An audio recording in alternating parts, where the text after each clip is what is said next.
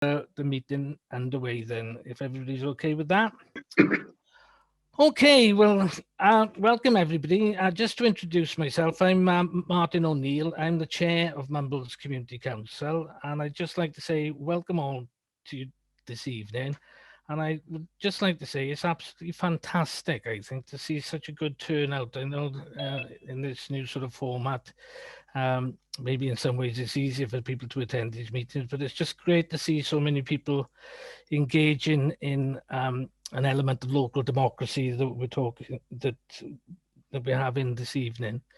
Now, as I'm sure you're all aware, the whole purpose of this evening is Rob Stewart, who is the leader of City and County Swansea Council, has come here this evening to talk to us about the plans that they've got, the upcoming plans for Mumbles area. And I just want to give a bit of an introduction of how we're going to play this evening.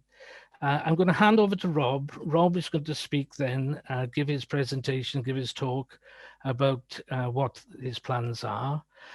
Then I will open it up to questions from community councillors for about 10 to 15 minutes.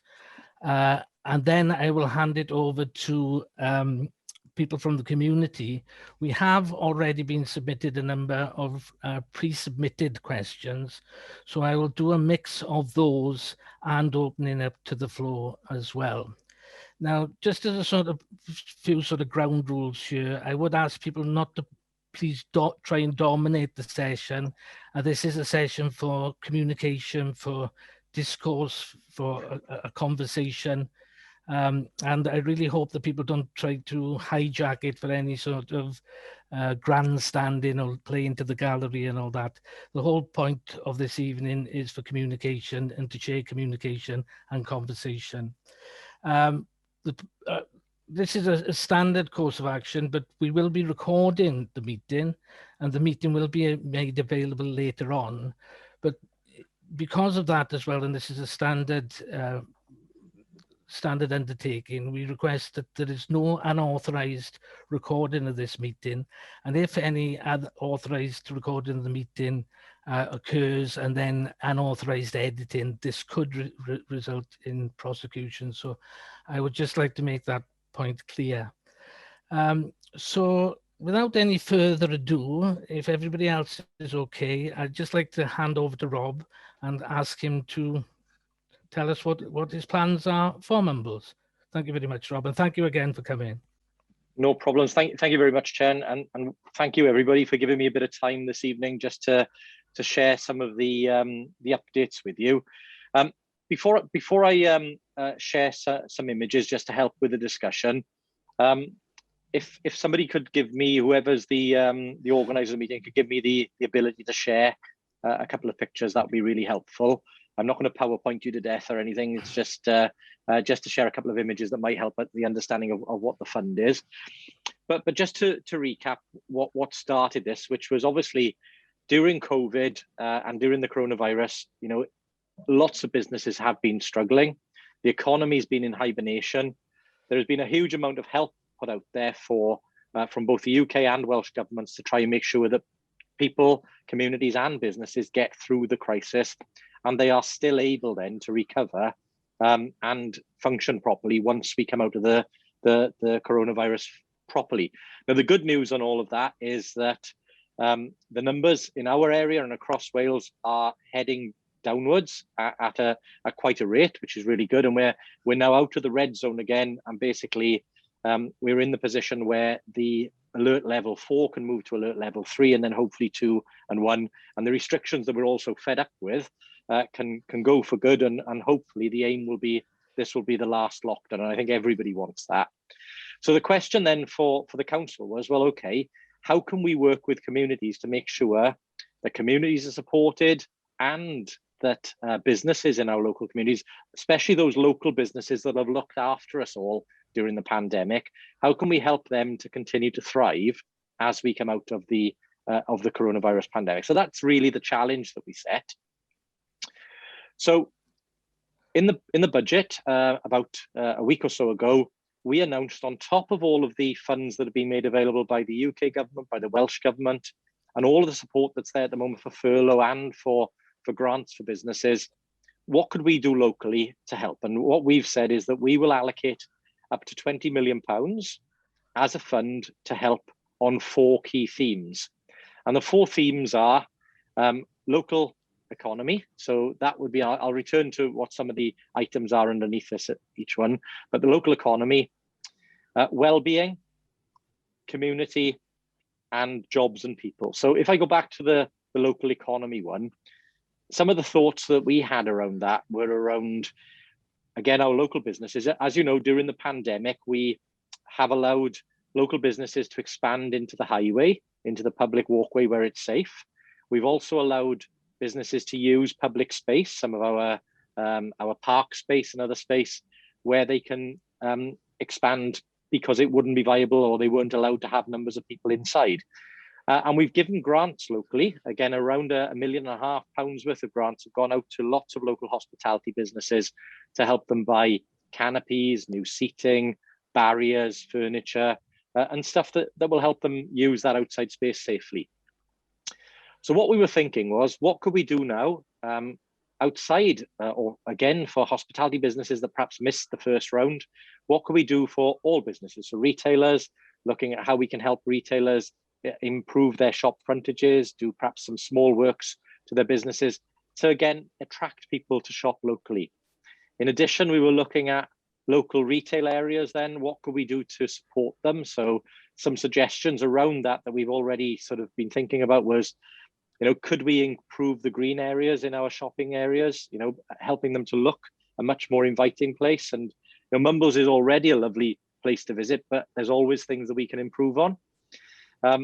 Outside of that, then we did trail the fact that we would work with traders and with the community council to look at parking offers, targeted parking offers to make it attractive and try and sort of replicate some of the promotions that we've got in the city centre and allow those to be rolled out for a period of time in some of our outlying shopping areas like Mumbles.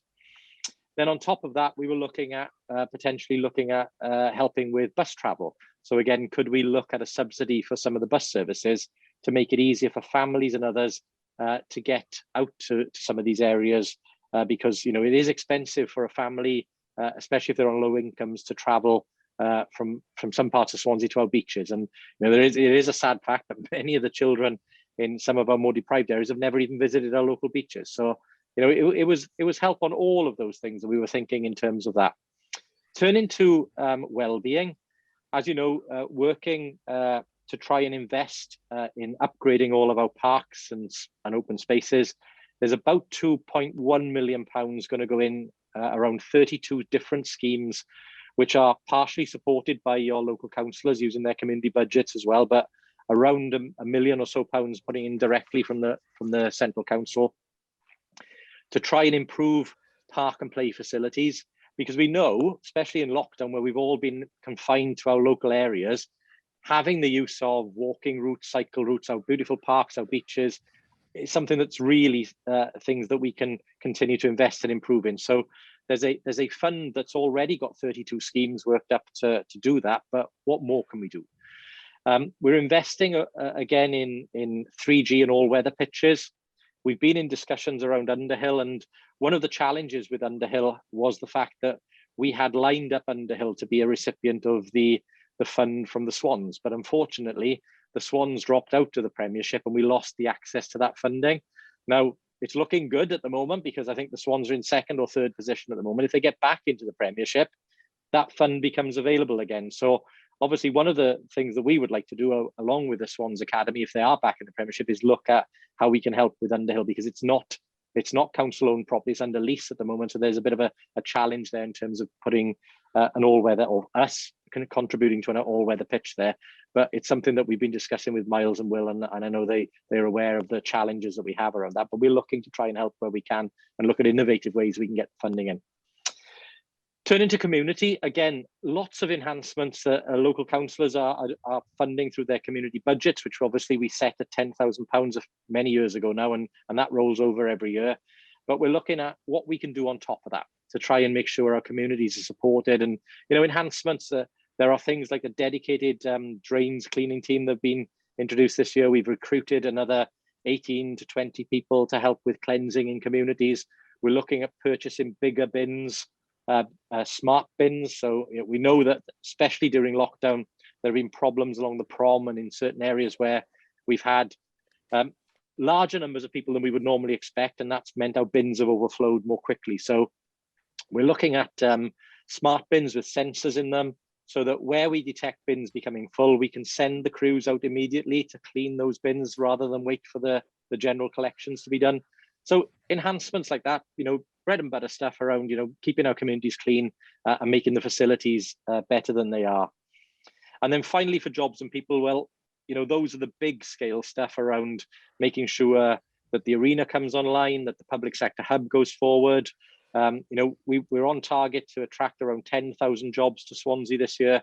And those are jobs for people, for our families in our communities, to make sure that they have a job as we come out of COVID. Swansea is on track to lead Wales out of the recovery at 8.1% growth this year.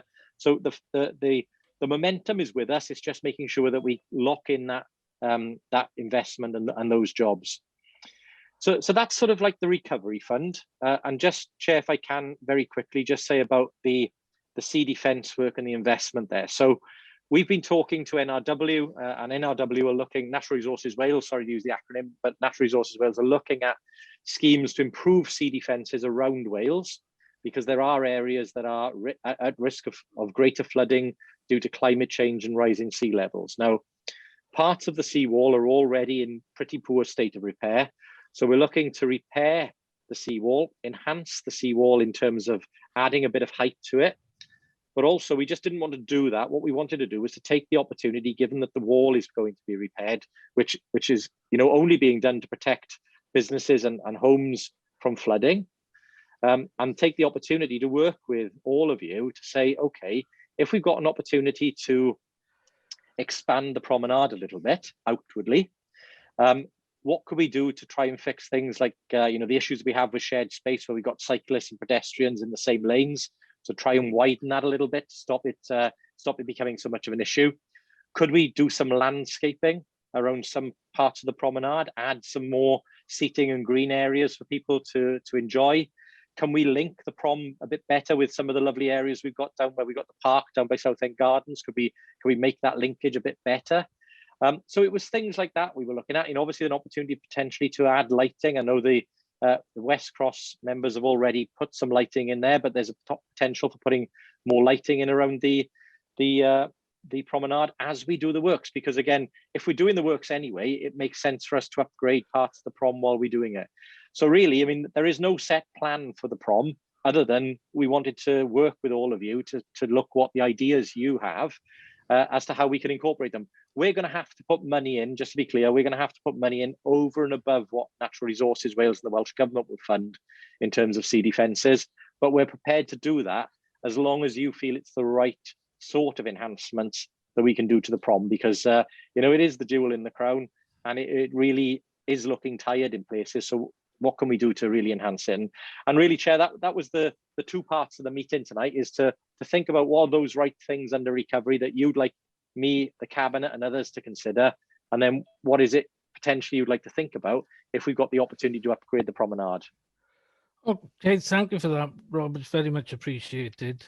I'll open it up now to questions from community councils in the first instance, but I will apply Chair's prerogative here, and my question first is, and it particularly relates to the last point that you made there, in relation to working with us in the community here and with the community council in relation to the developments that we'd like to see.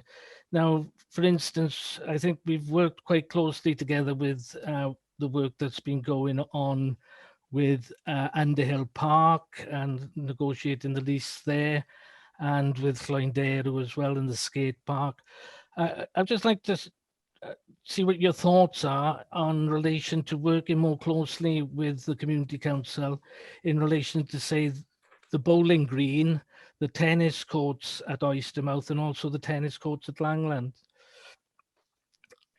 Yeah, look, on that, Chair, I'm very, very grateful for the way in which the community council have engaged, and you are really a very ambitious community council who set out a really ambitious programme to try and enhance the facilities in your locality.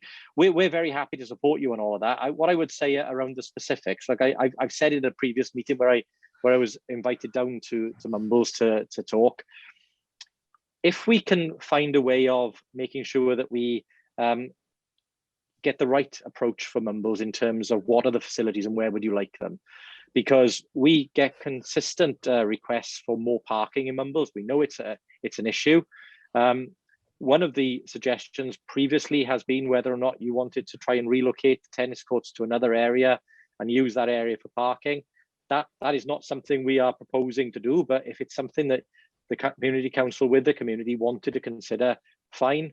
We've got no plans to do anything on the bowling green. That remains a facility. And again, any of the promenade changes would not be in any way linked to what we would do on the tennis courts or the bowling green. But certainly if the community council wanted to work with us on that, all I would say is, and I see it across communities, it's in my ward in Morriston, in Ynyssawi Park, and in Morriston Park and elsewhere. The facilities that we have there are not well used, and that's one of the challenges, I guess, for Mumbles as it is for elsewhere. So it's about how do you get them well used, how do you maintain them, because they're very expensive things to maintain. Bowling greens are really, really expensive. Quite rightly, many of the people who play bowls are generally people who've retired or people who are not on high income, so they don't want to have to pay a lot to use the bowling greens. So it's a question about, what is the best use of those areas. And, I've said before, it's an open door with us. And if there are suggestions about what we could do in those areas, very happy to consider them with you. On Langland, I'm a bit constrained tonight in terms of what I can say, because obviously we've got a live procurement, and I know the councillors on the call will understand the constraint I'm under on that. But what we have said prior to the procurement is, look, at the present time, there's a need potentially for 3, possibly 4 courts. If we don't need all of them, then we are more than happy to look at giving more over to, or working with Mumbles Community Council to hand them over. But what we didn't want to do was to put a constraint on getting a really good addition to Langland. There's something that could include, increase the sports offering down there, or the leisure offering down there, something that would add to the draw and the attraction of Langland. But again, at the moment, we're only in the process where we're waiting for all the bids to come in, and I don't know yet what the offers will be. So once we know that, obviously we will then be publishing that, and we'll be talking to all of you about what the schemes could mean. But because it's a live procurement, I can't talk specifically around any of the financial issues or anything around it. Okay, thank you for that. That's very fair enough. Pam, did you want to ask a question? Yes, please. Good evening, everybody. I remember at the scrutiny meeting and at the cabinet meeting on the skate park, the cabinet members and officers said that they were surprised and delighted at how many young people had engaged with the City of Swansea consultation. Do you think that with the development of Mumbles tennis courts in the area around there, it is equally important to engage with young people to find out what options they envisage for its future? And I've spoken to a lot of people. We've been out talking to people, young people, means under 25, and they all say the same. If there are facilities for youngsters that are next to, say, the bowling green, they think that's a good idea, because they think cross generations should speak together, if that's the way to put it properly. So would you be looking to engage with young people in any consultation that you do as well? Yeah, absolutely, Pam. And it's part of our procurement process, our engagement and consultation process in the council anyway. There is an obligation placed upon us, not that we wouldn't want to do it anyway, but there's an obligation placed on us to make sure that we fully consult with young people. And I can only, again, I'll give an example in Morriston. We were looking at facilities in our parks, and the councillors had ideas about what they thought would go there. But when we engaged with the younger people who use the park, actually what they want in the park was something very different. And it was really useful for us to engage, because then when we put the equipment in, it was actually equipment that they actually wanted to use. Yeah. So absolutely, Pam, I think it's incumbent upon us to consult with all of the areas of our population who will use it, and young people should have a voice in that, definitely. Thanks very much. Rebecca Singh. Yeah, I just want to come on to what Pam was saying there. I completely agree with her. And we need to protect these bowls and tennis courts. The only thing I would say is I have a constituent who is an outlier from a demographic, and he doesn't want the bowls greens closed. He's in his 20s, but he goes bowling because it's therapy for his PTSD. Okay. So for his course, I want to protect the bowls greens, you know. Yeah. Okay. No, Rebecca, I get that. And look, Well, one of the challenges here, Rebecca, is with all of this, and this is why I would, say this to not only Mulls Community Council, but any community council that wants to take on a facility. Facilities, especially bowling greens, are incredibly expensive to maintain to the right standard, and unfortunately, the bowls community themselves have realised that the numbers of facilities that we used to have around the city were just not sustainable because there weren't enough people playing to maintain the bowls. And one of the things we did a few years ago was to design a scheme whereby we could hand over not just the facility, but the equipment. We'd give training and some support so that the community or the organisation could look after that facility themselves. Unfortunately, one of the consequences after that was it worked for a while, but then unfortunately, as I said, some of the members then either passed away or moved on, and it was left to people, and it became a little bit unsustainable in certain areas. So we just got to be careful. I think everybody wants to maintain the bowling green, and we certainly see the value of it. But like soccer and like everything else, there is always a cost that comes with it. well, Okay. that's good. Thank you, Rebecca. Sarah Keaton. Right. Hi, Rob. Could I ask you two questions quickly? One environmental, one parks. Parks one is, as far as I've heard, children, well, young people would be very interested in having a basketball court down in one of the tennis courts down in Langland. Any thoughts on that? And the second thought is, we're trying desperately to get ready for the next stage with electric cars in Mumbles. Would there be any help with the infrastructure for that? Thanks. Yeah, Sarah, two things. I mean, look, a lot of areas across Swansea, Councillor Robert Francis Davis on the call, so he'll obviously know a lot about this, but a lot of areas have already converted some of their old tennis courts or hard standing areas in parks to multi-use games areas. And, with that gives you the opportunity for the basketball court. Again, it's only trying to make sure that the space is used by as many people as possible. And the multi-use games area don't prevent you sometimes from playing tennis on them. It just means you can do other things as well. So it is something that's achievable. And all I would say is, it's not for me to impose what the solution is. If you guys think that is the best facility for you in terms of converting one of the tennis courts to a multi-use games area, it can be done. And we can assist and help you in terms of identifying grants to be able to do that. Because there are grants available to organisations that are not available to the council. The other thing I would say on electric cars, Councillor Andrew Lewis announced as part of the budget, there is an expansion of the electric vehicle charging network. So again, in council car parks, we're adding further electric charging points. There will be some coming to Mumbles, I'm sure. But again, we wouldn't put them in places like the promenade where we may have to do some works and obviously have to temporarily move them. So again, it will be part of some of the considerations for the prom upgrade, I would have thought, to put some extra electric charging points in as well as that if we can. Okay, thank you. Can I come in there on the multi-use games area? The three courts that asset transferred to Mumbles Community Council, that would be a matter for you now. What do you think the priority is of what young people want? Do they want to keep the 3 tennis courts as tennis courts? Do they want to keep 2 as tennis courts and change one to a multi-use games area? That would be a matter for you. For instance, I'll use the example again with Morrison and Stewart Park. There were 2 tennis courts there.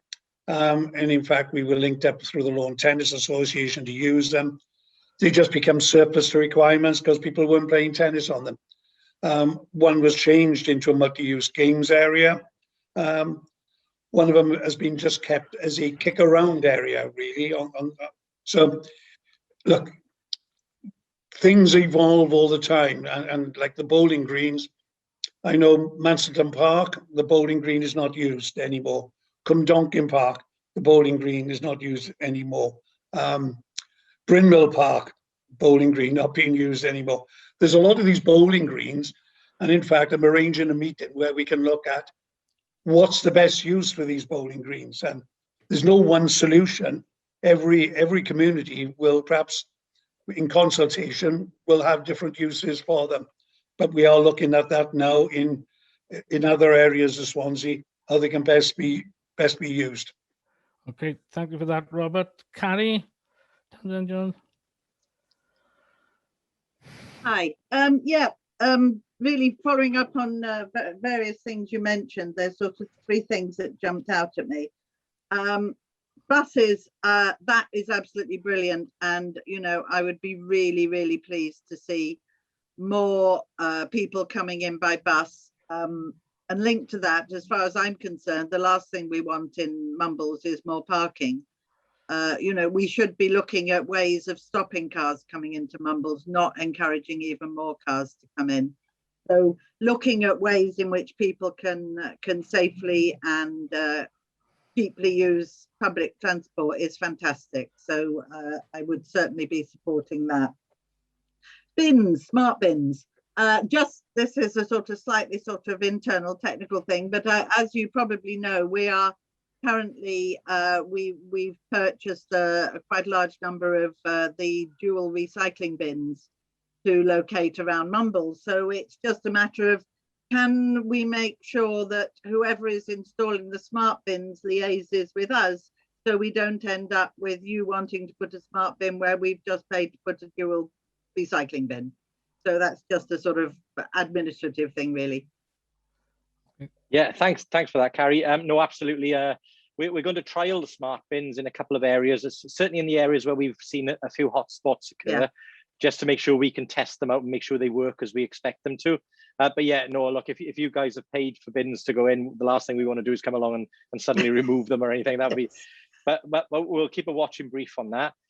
Yeah, get the point on cars, and look, we're working on the right type of promotion at the moment for both bus travel and for parking, because we've got to balance the needs of making sure that, you know, what we want to do is to give people a sensible, affordable alternative to using the car.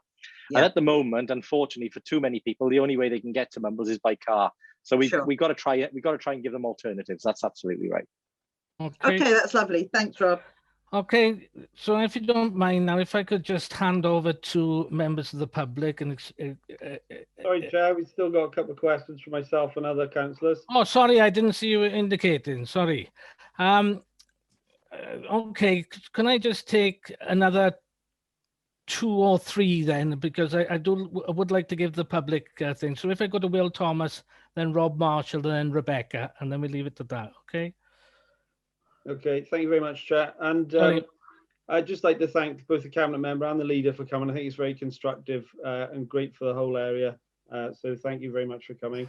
I think just following up on a couple of points, Rob, I think you could probably guess my questions, but I think at the last election, the thing that I've been contacted by constituents, which they found quite frustrating, was I appreciate that the funds for the Underhill 3G pitch were not available, as you said, due to the Swans going down. But that wasn't actually stated in the election pledge. So I think that's why you know, a lot of people feel a bit of frustration in the area. Secondly, what I'd say is with Langland, I'm open, as you know, we've discussed it before. I'm open to seeing what comes forward as a proposal before making up my mind on whether it's good for the area or not. So approach it with an open mind. But as you know, I've spoken to you many times about it, and Councillor Francis Davis, the fourth court is a bridge too far. It's too much loss of amenities. And I think everyone's saying, for example, you know, let's have a mugger on that fourth court or the third court. There's plenty of room on that site for 4 tennis courts and a mugger at the back, you know. So let's not lose sight of, you know, the fact that there's 3 tennis courts there, which is a big area. So, you know, I think I'd like a comment on that as well, please. The third thing is Mumbles tennis courts. It does sound it's very positive that you're quite open there to what the community's aspirations for the area are. Is that, you know, a commitment on that site, or is it, you know, tell us what you want and we'll have a further conversation, or are you making a commitment on that site? I have got some other questions, but I'll leave it there because everyone else wants to speak. So thanks very much. No, that's fine. Well, I perfectly expected those questions, so they're all in order. Look, on Underhill, you will know that yes, I definitely made a political announcement before the last election, and it was the intention to do that. And we've worked, as you know, with the Underhill team to try and make sure we can get the lease transferred, that we can try and make sure that they're in the best position to attract grants. But nobody's, and it would be wrong of me at any pledge I would make before an election to say, and this is the money we will use from this external source. I would never go into that sort of deal because I couldn't commit the council to do that. But what I did give was that political commitment still remains. And all we've had is just, unfortunately, the fact that one of the key funding streams for this has disappeared. So hopefully it will reappear. And as I said tonight, the first thing we would want to do is to encourage the Swans to talk to Underhill about whether they can access money from the Swans Premiership programme, and that's what we would like to see happen. As we've discussed, you have allocated money out of your community budget quite rightly. We've looked at whether or not we could support money more centrally from the council, but given the status of the facility at the moment, we had legal advice, we can't do it in the way that we potentially would like to do it. So it is a challenge for us, but we continue to try and deliver that, Will, and we will try and do that, because the amount of 3G and all weather pitches that have been delivered over the last few years and will continue to be delivered this year and next are significant. So if we can unlock Underhill, that's what we will try and do, right? So that I'm not changing my position on that. I will still do all I can to try and get it delivered for the community. In terms of the Langland fourth court, again, we won't use the fourth court unless it absolutely is needed. That's the position we've said. But Leader, if I may interrupt, sorry, Leader. It is a live procurement and Mumbles Community Council are one of the applicants. So I think it would be wrong to discuss it in open session now. Yeah, sorry, because I will place Will and other community council members in an awkward position otherwise, and I don't want to place them in a position where they're being reported to the ombudsman. So I'll cease on that one for now. Thank you, Robert, for the advice. Very wise. On Mumbles, the tennis court, though, I think that the point on that one is, look, I've had equal amounts of people say we want more parking in Mumbles as people saying, can you do something with the tennis courts? If the community come forward with what their proposals would be and what the majority of people want, we look at doing that. What I would say is we don't need to touch the tennis courts for the promenade upgrade, right? But there is an opportunity, clearly, if money is going in for the prom, that if there is something we can do to reconfigure that area to support a community scheme, then there may be an opportunity to do that. So that's another one of the reasons why tonight I'm interested in what the community would want to see there, but it's got to be something deliverable and fit in with what the area is if it's not going to continue as tennis courts. Okay, thank you. Rob, can I bring you in then? And I'll bring Rob. Hi, Rob. Okay, my question is in a couple of stages, and you've sort of mentioned it briefly earlier. As I understand it, each city councillor has £10,000 a year for ward improvements. So I'd like to ask you, is this a mandatory thing that all councils give to their councillors? Who sets the rates for how much it is? And, are there any other funds that ward councillors can apply for as well? And can you give me some examples of what people use these ward allowances for? So that's you and RFD, actually, as you're both here. Okay, thank you, Rob. Yeah, look, I mean, about, I think it was probably 2013, 2014, we upped the limit, because previously it had been £1,000 a year for councillors to deliver on community priorities. Well, you could barely get a bollard or a speed bump done for that sort of price, right? So it was very limiting for councillors. So we took the decision to give every elected member a fund of £10,000, which they could use to fund the things that their community felt were priorities. So over the period of this 5 years, since 2017 to 2022, every councillor will have £50,000 at their disposal for schemes. So things that it's been used for, I mean, it can be used for any purpose really that's lawful. They can make donations to community groups to support them. They can provide grants out of that fund. They can acquire new benches, planting schemes. They can pay for an operative to do additional cleansing in their areas. There's a whole host of things that can be funded out of that. They can pay for new lighting, new bins, whatever the councillor in conjunction with their community decide is the priority.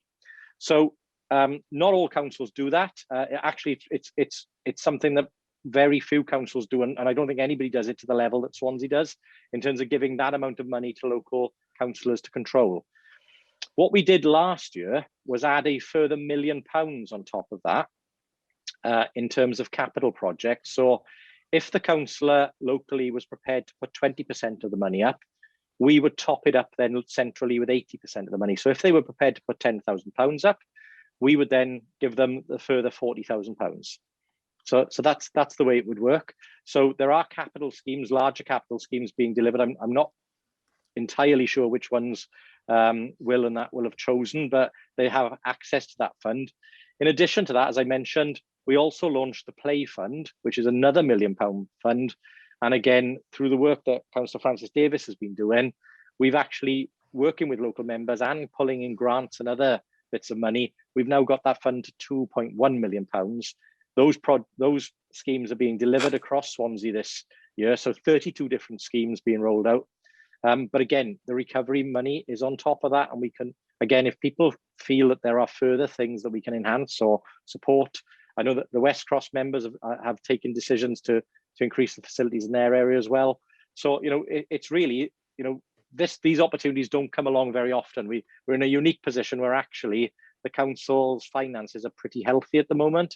So we're able to support communities in a way that we haven't been able to for many years due to austerity, of course. Okay, I'll just ask Rebecca and then Miles to come in, and then if we could then move on to the community, please. Thanks, Chair. Yeah, I just want to start by saying it's really great to have you here, Rob. And it's always good to see MCC and CCS working together. As we've got all the ward members on the call as well, I think I just want to take the opportunity to thank them for the way we've worked together throughout our COVID response. That's been, you know, as chair of that response team, it's been really, really helpful. One of the things that I think might be something that we want to continue post-COVID is the increased use of outdoor spaces that we've seen. And linked to that, both Swansea Council and Mumbles Community Council have declared a climate emergency. So I'm also interested in ways that we can promote active travel to reduce our carbon footprint. The lights at West Cross have been really, really well received. And previously MCC have put money into Santander bikes, for example.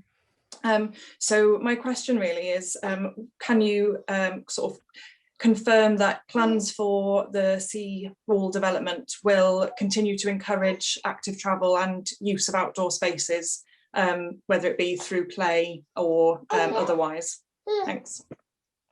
Yeah, thanks, Rebecca. Absolutely give an assurance on that. I mean, it may not have been picked up as part of the budget announcements, but we did give a commitment there, which we've communicated to businesses already, that we will extend the free use of public space and the use of outdoor licensing to the end of this calendar year. And then we'll review at the end of the calendar year when we are, wherever we are with COVID. But that is to give businesses the confidence to plan for the coming year. And hopefully we'll see the restrictions being lifted in the coming weeks to allow more people to enjoy those spaces. That is the hope. In terms of climate emergency, yes, again, we've declared climate emergency, but I was very keen that we don't just make the declaration. There has to be a robust, detailed plan as to how we're going to become net carbon neutral in 2030 or by 2030. So there are a series of specific actions that have to be taken by the council over the next 7 or 8 years in order to put us in that position. So active travel being one of them. Again, you wouldn't think it, but we have now one of the largest cycle routes in Europe in Swansea. If you take our population and you take the miles of cycle and active travel routes, we are on par with all of the major European capitals. that is a real achievement. And Swansea had a disproportionate amount of active travel funding last year. We had nearly half the money available in Wales.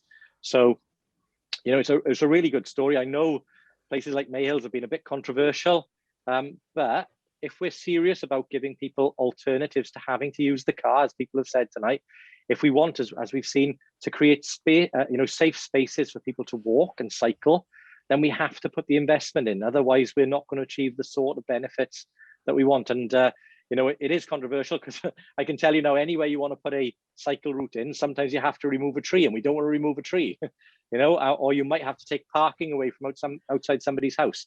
These are not easy choices. They come with real difficult discussions and consequences. But, you know, it is for that greater good of what we're trying to achieve. And yeah, you know, things like the Santander bikes. I know Councillor Andrew Lewis and Councillor Francis Davis and Mark Thomas have been looking at how we can expand that. And the metro is obviously being advanced at the moment. That gives us the opportunity of an integrated bus and rail network connecting all of our communities in Swansea. And as I've said before, once that's in place, to my mind, the expansion route would be obvious, which would connect the two university campuses and provide an alternative transport into Mumbles. Okay, thank you, Robert. Just on the Santander bikes, in fact, if it wasn't for the donation from Swansea Council, it would never have reached the amount of money. The university had started it off. The sites that at County Hall, by the LC, all the sites actually are on Swansea City Council land. Is something that we believe in strongly. I think it's good as well for not just local people, but tourists that come here to be able to go around the bay. Personally, I would like to see it extended up the river corridor as far as the Liberty Stadium and the Mover Copper Works site. So it's something that is evolving all the time. And as the leader said, we have more miles per head of population than any other city in Britain. I'm quite proud of that, and I'm working on it continually. Okay, so if I could just put the miles for the last question from the councillor, please. Thanks, Martin. Hi, Rob. Just quickly, I know we've covered the tennis courts and the bowls green quite a bit tonight, but I've got a couple of specific questions on each. So, as you know, the lease for the bowls green has been discussed for some time now, and I understand we're currently looking to see whether the pensioners' hut and some land to the side could be included in addition to the green and pavilion. I understand that's one of the sort of issues at the moment. Is there anything that can be done to help progress that and get that result quicker so that we can make some progress on that? And also, I understand that there's a condition on the lease that there would be a 2-year break clause in case there would be any sort of development of the site. From what you've said tonight, you said that's not really an ambition at the moment. So is there a need for that that clause? And if there is, could there potentially be a sort of an amendment to that so that any sort of proposals would then be consulted on before that's triggered? Then on the tennis courts, I understood that the site was probably one of the preferred ones in terms of the compound site for the seawall. Is that still the case? And obviously, if that is the case, does that potentially provide an opportunity then to get that funding or some funding from the seawall to implement what the community want to see on that site? Because Mumbles Community Council are launching a public consultation, which obviously then puts us in a good position to do that. Thank you. Yeah. Thanks, Miles. Look, in terms of the lease, I think we can look into that. You're more familiar with it than I am. The land around the bowling green and the hut. What I would say is, look, given that we now have the confirmed money to do the sea defence work, I think it gives us a real opportunity to say, okay, are there some issues in that area that we can try and design out? So, can we provide better access? Can we landscape a bit of it? Can we make the connectivity easier for people? So all of that, I think, is an opportunity. So what I would suggest is, once we've got the sort of detailed, if you like, the outlining of the works that will be done as part of the seawall, and we then have the engagement events with the community around what's possible, we start to bring a bit of a master plan around, because I think the danger here is we try and fix one little bit, and then maybe it won't fit in with everything else. So if we do a plan for the whole sort of area, then we can try and make sure that we cover all of those points and pick them up in an overall master plan. Because I think, as everybody knows, people have tried for years to do bits and bobs on Oystermouth Square. James Morse finally got a development done. But what we want to do is to make sure that whole area continues to be enhanced. And I don't think, we want to do it in a way, and I would throw into that, in terms of the parking areas that the council control there are some private, as you know, and some council ones. We'd be up for discussions around that. Is the parking in the right place? Is it accessed the right way? Is there a better way of landscaping that area? Could we put it to better use? All of those things I'd throw in the mix. And again, I'm not suggesting any solution on it, but I think we should have the conversation, because we thought for this point, we now have the opportunity of some funding coming in to help us do the things that we probably couldn't afford to do previously.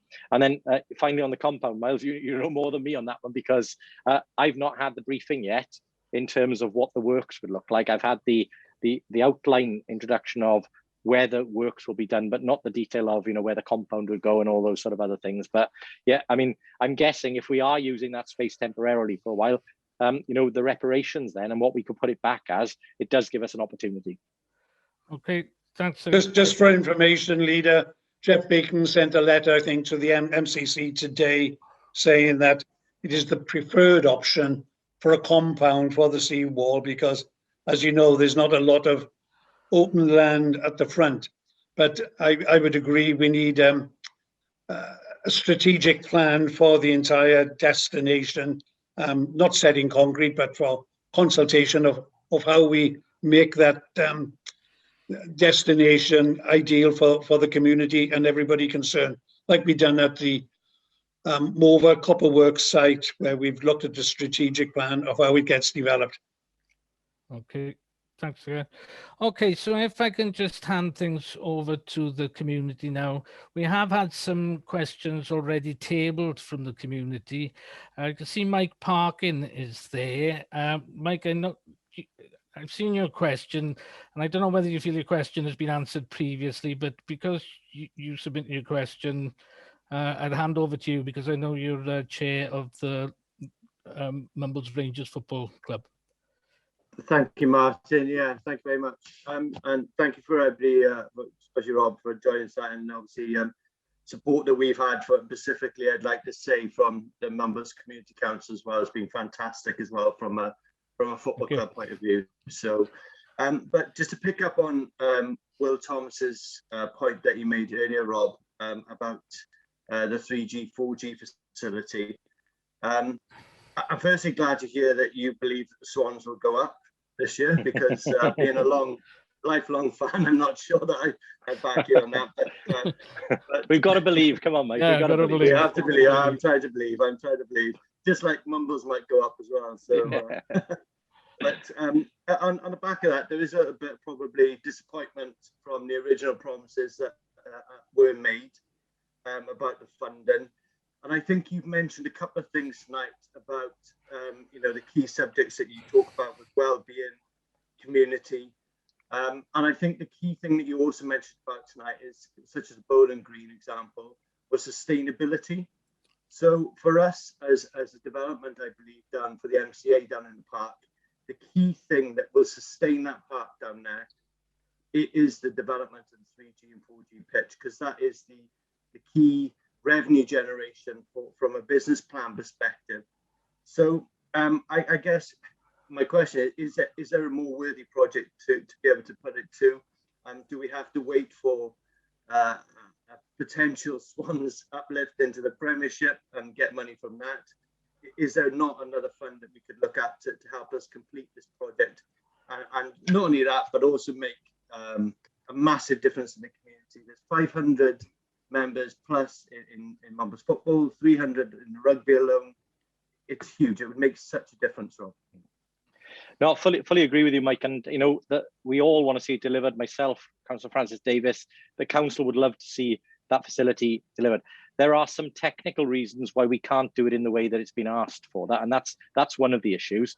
So what I can give you a commitment on, Mike, I mean, if you want to accept the meeting to sit down and discuss, I think from what Will and others have told me, I think the shortfall at the moment is circa 300,000. I think it is something like that.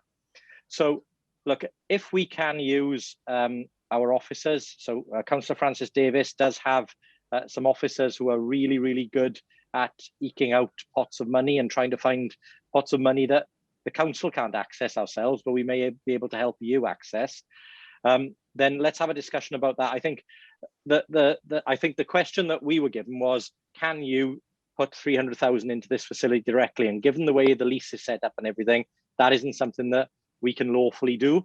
But there may be another way of achieving. And all I would say is, given that we've got a good chance of the swans going up, that's one option, but there may be others. And I'm very, very happy to sit down with you, Mike, and look at that. I mean, I talk to Simon Chair quite regularly. So, you know, Simon and I discussed this probably 5-6 years ago originally around the ambitions for Underhill.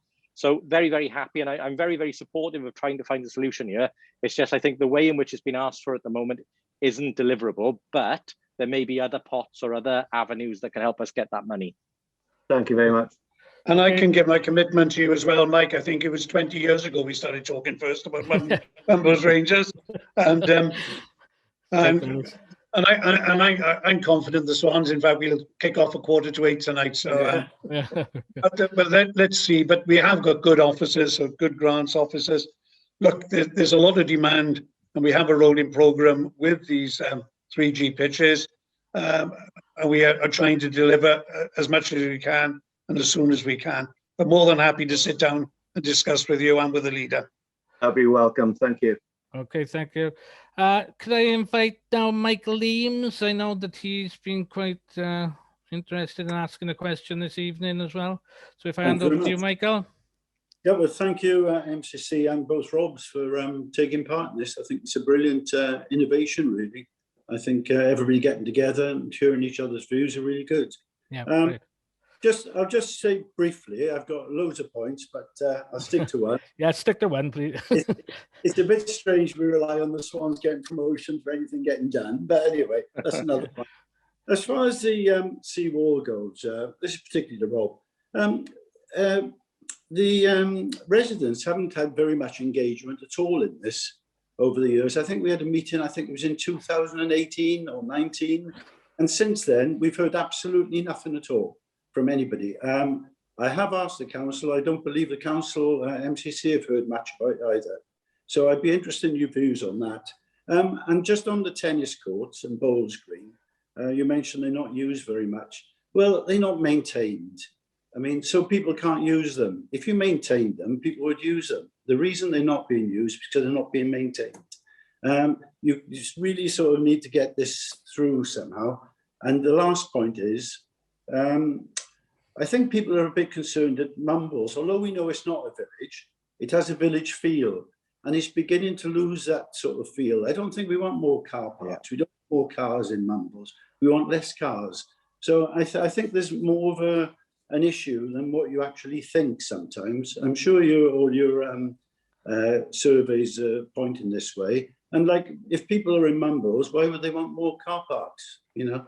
So that's it. So that would just be my question about the seawall and engagement with residents. Yeah, look, Mike, I mean, thanks for the question. I know we've you know, exchanged letters and emails and a few comments on Facebook. So, you know, I always welcome the engagement, and it's genuine. I mean, the reason I'm not here tonight putting out plans before you is because there aren't plans. That's the point. It's about having a co-production, a co-discussion about what the community wants and how we can try and deliver some of the things that the community would like to see.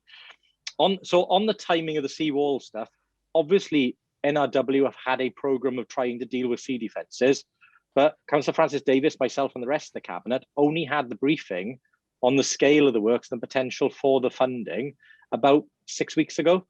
So it's fresh in our mind, and we haven't had the follow-up discussion in terms of all of the potential options before us anyway at the moment. So, you know, that is still, we've only had the initial meeting on it ourselves. So that's why actually Mumbles and the community is getting a meeting before actually the rest of council have, because I think Councillor Langston and Councillor Thomas and others, it hasn't been to council yet for any debate or discussion. We haven't had any discussions in terms of any of the committees in council. So it is very, very early days. So you're in at the first level. The other thing I would say is in terms of the tennis courts and the bowling green, I would disagree with you on this one, Michael, because the evidence all across Swansea is if you look at, and not just in the area you talked about, but if you look at the usage of bowling greens and tennis courts, they are not well used across the county, and they are maintained, they are usable. But you know, if you do believe that, you know, if we painted a tennis court that it would then have 90% usage, I think you'd be sadly disappointed. I think the point that was made earlier though is, if you then talk to the community, old, young, people who've got different interests, you may find that actually they give you some really good ideas about what you can do with those areas that may increase the usage. I mean, it's not for me to tell you what you should have. And as Councillor Francis Davis said, you know, if we do go through with a deal on the 3 courts or the 4 courts for Langland, it'll be for Mumbles Community Council and the people who live in the area to decide what happens to those courts. So I can tell you now, I've been a councillor now 17, 18 years, and the usage of our tennis courts over all of that period has been extremely low. When we've converted them to things like multi-use games areas or to basketball courts, or we put in all-weather pitches, the usage has rocketed. And that tells you that you know, the need is different to what people think it is. But it's for you to do your own survey, talk to the people out there, ask them what they want, and see what answer you get. Sorry, Mike, what was your last question? Because it was those two, and then what was the last one? Sorry, I've lost it now. It was about engagement and parking. Parking, really. Oh, parking, yeah. Similarly, look, I mean, we get constant requests for people to say that parking's a nightmare in Mumbles, and you need to look at what you do with the quarry or other parking spaces. Can you reconfigure the parking? Can we convert the tennis courts to a car park? You know, that is a continual ask of us from many areas. What we've said is, look, we're happy to help. We would like to try and encourage people to use other forms of transport, including cycling or buses, to get into Mumbles, because it's a beautiful part of the world to visit. And we want to encourage people to visit because we want Mumbles to be successful. We don't want it to be a ghost town. We want it to be vibrant, and we want it to receive lots of lovely visitors and tourists during the summer months. If we can reconfigure car parking, or if we can find other ways to accommodate car parking as well, that is part of the offering. It shouldn't be the primary choice. And the last thing I'd want to do is to convert the whole of the promenade to car parking. That's never been an option, and that's why we've resisted you know, things like the tennis courts being changed against the will of what people have said locally. But if the community comes back and says, look, we'd rather move the tennis court somewhere else, and actually that might be a better area reconfigured for car parking, we'll consider it. But it's not something that we're proposing. And you know, we are genuinely looking at ways we can improve public transport by lowering the fares and making promotions available to people to encourage them to come in other ways. Okay, yeah, and to be honest, on that note, we are very committed to conducting public consultation on developments in that area. Is Paul Whittaker? Is Paul here? Paul? No. Yes, he is here. Right. I thought he would be here. Yeah, it's not like you to be quiet. It's not like you to be quiet, Paul. Yeah, bizarrely enough, I haven't got a question. Oh. So I don't know why you picked me, but it's nice of you to bring me on board anyway. So. I just thought because you're a representative of local businesses and you did send thoughts in that you might want to, because you've got some ideas about parking as well and traffic honest, flow. I think they've touched upon everything that we've discussed, and I sent all this to Rob anyway, so we know. Okay. I mean, I'd just say really that is there a plan to have sort of groups to meet about the prom, or is it just going to be a general email in and see what happens, or are you going to have focus groups and stuff? No, so the plan is, Paul, that there will be a series of consultation and engagement events so that we can take soundings formally, because obviously I'm here politically tonight to do this as leader of council, but the officers will be there to listen to the technical officers to be able to give you the views on what's possible, because it's not for me to say whether something can go in a certain area. It's for the guys who design these things to be able to advise you. So yeah, the officers will engage with you and be able to take soundings on what the community would like, and then look at how we can do our best to deliver them. But I'd just like to say, with all this development in Swansea as well, I mean, it can only be a good thing for Mumbles, because the more people that are brought into the city centre, you know, it's the old scenario of they shop in their Swansea and then come to Mumbles in the afternoon, or vice versa. So the next 3 or 4 years, as long as we don't get another pandemic or the plague or something, we should be all right. Thanks for coming along as well. Okay. Yeah, thanks, Paul. And yours, hoping. No, I mean, look, the whole. Martin, could I ask a question, please? Yeah, can you hold on a second, Ian, and I'll bring you in a bit. Yeah. Apologies, Ian. I was just going to say the whole strategy is to try and attract more people into Swansea and into Mumbles and their surrounding areas. The tourism economy is worth over 400 million a year to Swansea, so you know it's a huge part of livelihoods of many people who live in our communities. And you know what we're trying to do with the arena, with the new Skyline attraction, and with some of the other announcements that we do to make shortly, is to encourage people to choose Swansea as a destination, whether it be for a weekend break or whether it be for a longer break during the summer, because that, our brothers, our sisters, our children are employed by the businesses that rely on the tourism trade. So it's a huge part of our economy to get right. Great, thanks.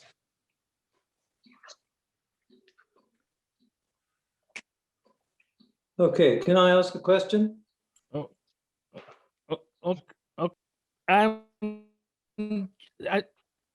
Yeah, okay. I'll bring you in now because my internet is. Go ahead, Ian. I think he said yes. Okay then. Well, good evening, Mr. Stewart, and thank you very much for attending. I said yes. Sorry.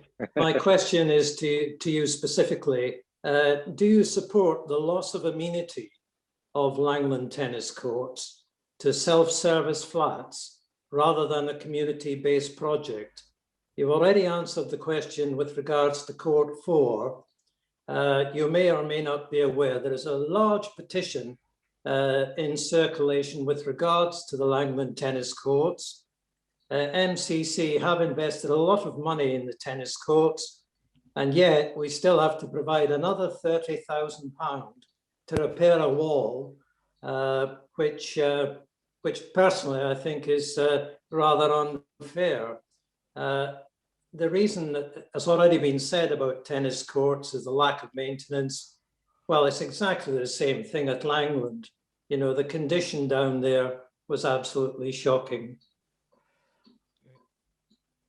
So, Ian, I'm not dodging the question, but I cannot answer the question that you've asked because, as I've said, there's a live procurement on the moment, and I don't know what the bids are proposing, whether they're proposing things like shared service apartments or whether it's some other facility for that area. So I can't prejudge that, because if I did, I would probably skew the procurement. I'd put myself and others in a difficult position. But what I can say to you, the ambition remains the same, which is to upgrade facilities across Swansea. And this is about looking at what the options could be to enhance Langland. And I can't be more specific than that. Again, I'd return to the point about maintenance on Langland tennis courts. Again, all courts have a level of maintenance. If you're looking for a further upgrade, that comes at a cost. And all I would say is, the usage figures that you see for these facilities, where they use 3 or 4% of the time, if you were doing full cost recovery on that, the costs of using the tennis courts would be extortionate. So again, that's why I cautioned Mumbles Community Council and others about just being clear that when you take on a facility, you're taking on a liability, and therefore you have to make it something that you can afford to run and maintain. And unfortunately, there have been tough choices over the last 7 or 8 years. And if it's a choice between education, social care, and then you go down the list through all of the other services, sometimes doing an additional upgrade to a tennis court is very, very low down the list. But that doesn't mean that we can't trying to find innovative ways of doing it. And one of the benefits of Langland will be if we can find the right scheme which tries to meet all of the needs of people, whether it's 3 courts or 4, enhances the options for people to visit Langland, but also then generates something that can be used to try and enhance the remaining tennis courts. That's a win-win for everybody, and that's generally what we're all trying to achieve. There is a slight difference of opinion between ourselves and Councillor Will Thomas in terms of whether it's 3 or 4, and Will has been clear about that. But generally, even Will, agrees that enhancement and development in that area is something that, if it's the right sort of development, should be welcomed. So, you know, I'm not somebody who can defend something that never existed. I've said this online previously. You know, sometimes we look a little bit back with rose-rimmed glasses about what we thought the tennis courts were like. We've got to look at what the community needs now. And if the community wants something different, we should respect that. Okay. Can I just bring Claire Anderson in then?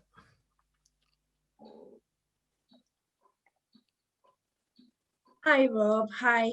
Just a quick question. Hi, I'm up here. Hi. You mentioned at the beginning about some of the traders getting some traders benefits and perhaps enhancing their shop fronts, etc. When might you think that this might be available to them? Because I know that they'd be very interested to hear. Yeah, our aim would be from April onwards. So one of the things we need to do now is to close off the end of year accounts for the council. And that will inform us then about how much money we can allocate out in terms of help to businesses. We've said it'll be up to £20 million. We're hoping it's at that higher end. And what that'll allow us to do then is to work, as we have done with officers like Paul Ralph and Councillor Francis Davis, to make sure that we look at what we can do to provide grants and assistance to businesses in that area. So we're not going to be prescriptive, because if a business has a different need to the business next door, then we can look at that. But one of the things, for instance, that places like the Uplands and St. Thomas and a couple of others have looked at, I was talking to Lyndon about Bishopston again, is potentially putting things like, you know, helping to put up awnings and bring that village feel. Somebody mentioned, you know, wanting to bring the village feel back to Mumbles. What could we do to bring some charm to the streets and to help with businesses upgrading their frontages and making it a lovely place to visit, and, you know, bringing about a bit of charm and character to the area. So it's help like that, but also there could be other streams of help as well. But we're in the middle at the moment of looking through, because what we don't want to do is to duplicate what may be available from UK and Welsh government. This needs to be helped to fill the gaps and to add to what the governments are already doing. Great, thank you. If I could come in there as well, Rob. In fact, I had a meeting this afternoon with Paul Ralph, our Economic Development Officer, and also Steve Smith, our one of our planning officers. Mumbles is a conservation area. So what we want to do is make sure that whatever is put forward and working with traders down in the area fits in with being a conservation area as well, because what we don't want people to raise expectations. They come up with some plans only to be found that it doesn't fit in. So what we want is a sort of almost like a comprehensive shopping list. So when the money's available, that we can come out. Look, I've been in retail all my life. I had 3 shops in the city centre, so I understand the problems of retailing. And so, you know, I'm very sympathetic to it, you know. So we want to make sure it's not just Mumbles, it's all our communities, to ensure that we can get people, you know, buying local and keeping local. The pandemic, in a way, has helped people appreciate what they have on their doorstep. And so therefore, we want to work with you, but work with all our communities throughout the city and county Swansea. Great, thank you. Okay, I'm just hoping to wrap things up a little bit now. Is Jason Donovan here? He submitted something about environmental. If not, I can't see him on the list. Is there anybody else who particularly wants to ask any particular questions at this point? Steve, can you keep an eye open as well? Because I find it difficult to monitor everybody's camera. If anybody would like to indicate if they have any particular questions. Anybody? I can't see anybody. Martin, So if that's, I can sorry, see a lady. There's a lady called Margaret waving her pen at the bottom. Okay, Margaret. Yeah. Steve, can you unmute Margaret? Steve? Yeah, I'm trying to do that now.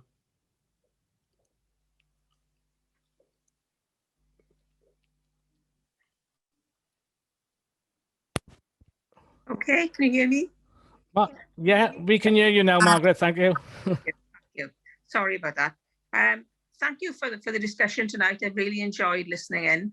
I was just conscious of the fact that the weighting seems to be on visitors in Mumbles and not so much on the residents. And I fear that the residents will be left out or put low down on the list.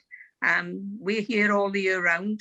We support all the local businesses and keep them going when there aren't any visitors or very few visitors in the winter. And I think we should have a say in the developments or whatever goes on the front, because we have a stake. We have a stake in it, a big stake. And we would like to be consulted and we don't want to be left out. So please bear us in mind and make sure that we have a say. Thank you. Margaret, I can give you an absolute assurance on that. And sorry if it didn't come across that way. When we say consulting and engaging, it's really with two key groups. It's the people who live in the area and it's the people who work in the area, because both of those parts are important. So absolutely, Margaret, local residents will be the focus of the engagement, because as you say, it's the area as I said publicly, Swansea belongs to all of us, and it's important that everybody gets a voice to try and shape what we're doing, because we won't have another chance to do this probably for another 50 years or so until the next time we need to do the wall. That's right. Okay, and if I could come in on that as well, Margaret, as Chair of Mumbles Community Council. As a community council, we're very committed to community consultation and adopting what they call a co-productive approach to developments in the area. And this is what I was talking about earlier on to Rob when it comes to the developments on the seafront, that we'd be very, very keen to be involved in that as the community councils, because in a lot of ways we're closer to the ground, and then we can have a lot more direct involvement in community consultation. Thank you. Okay. Yes. Thank you. If there are no further questions, I would just like to thank yet again Robert Francis Davis and Rob Stewart. I think this has been a fantastic opportunity, and I thank them both for taking the time and effort to come and talk with us at Mumbles Community Council and with the wider community.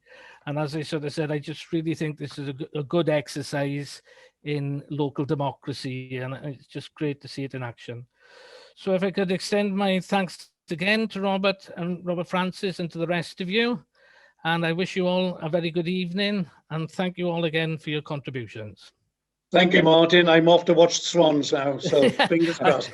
This is it. Let's hope they win. We had to finish it in time, didn't we? Pitch. Let's hope so. Thanks, Rob. Thanks, Rob. Thank you all very much. I really appreciate your time. Take care. Yeah, folks. thank you. Bye, everyone. Thank you very much. Bye. Bye. Bye-bye. Thank you very much.